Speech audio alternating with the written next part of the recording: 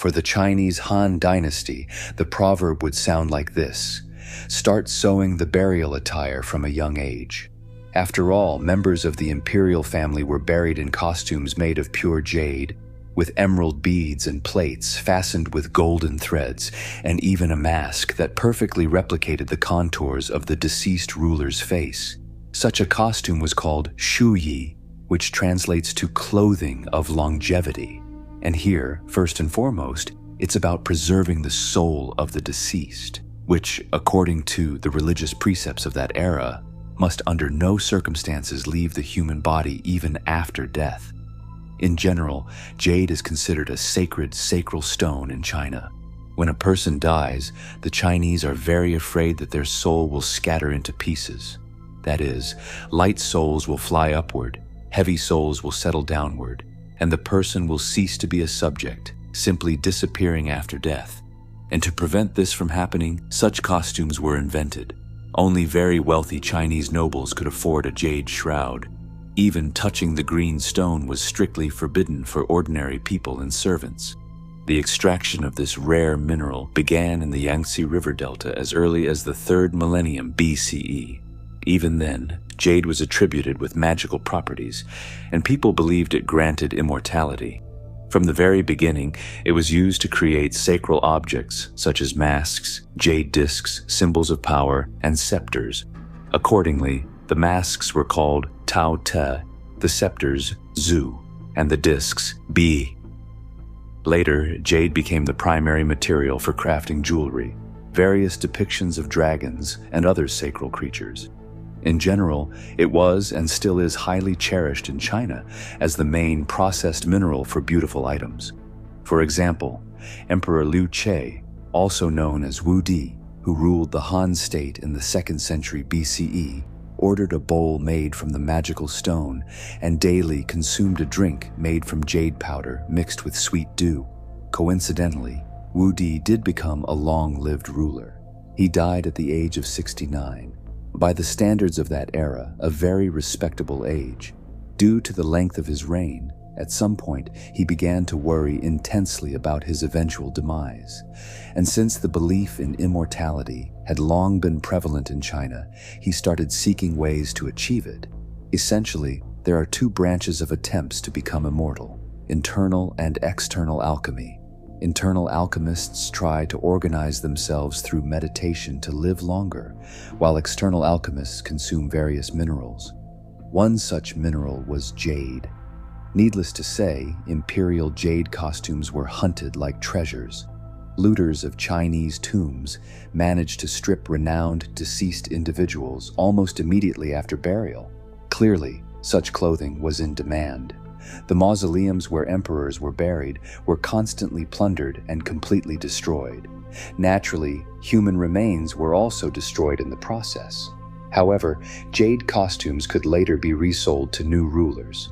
Preferably, of course, not directly, but through some roundabout means to avoid the death penalty. The tombs of the very Han Dynasty, whose members popularized jade post-mortem garments, were not only looted, but also burned to conceal the crime. Therefore, almost no remains of the imperial family are left for archaeological study. The end to the jade hunt was put by Cao Pi, the founder of the Wei dynasty. It replaced the Han family at the beginning of the 3rd century. He decided that even the most majestic deceased would suffice with the simplest shroud. He also ordered tombs to be made more modest to deter looters, but to no avail. Artifacts were thus repurchased from private collections. But this is very unfortunate because you don't know when they were buried, and you don't know how to restore the layer. From an archaeologist's perspective, these are already lost artifacts that cannot serve science.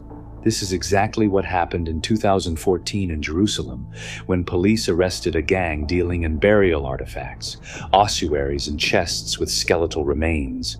The criminals managed to plunder one of the ancient caves.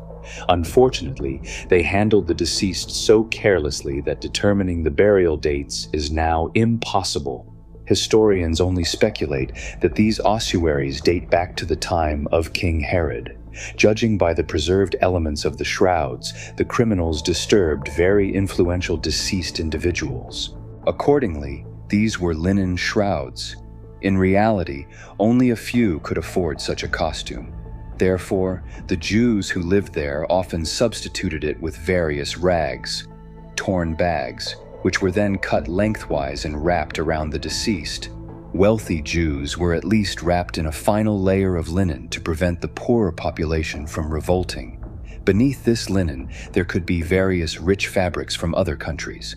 But even the antics of Jerusalem bandits seem quite respectful to the deceased compared to what revolutionaries did to the graves of French monarchs.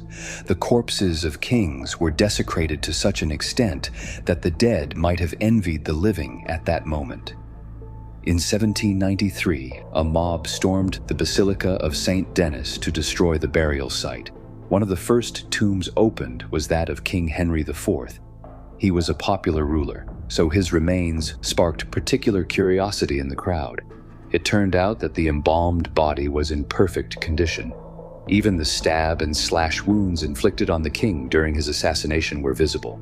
The corpse was put on public display, and some particularly zealous citizens cut off the monarch's mustache, beard, and nails as souvenirs. But the desecration of graves and the mistreatment of rulers' bodies were not enough for the leaders of the French Revolution.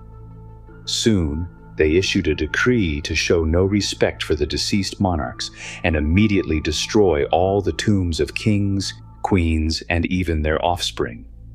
Over 2 weeks, they systematically opened crypt after crypt, tomb after tomb.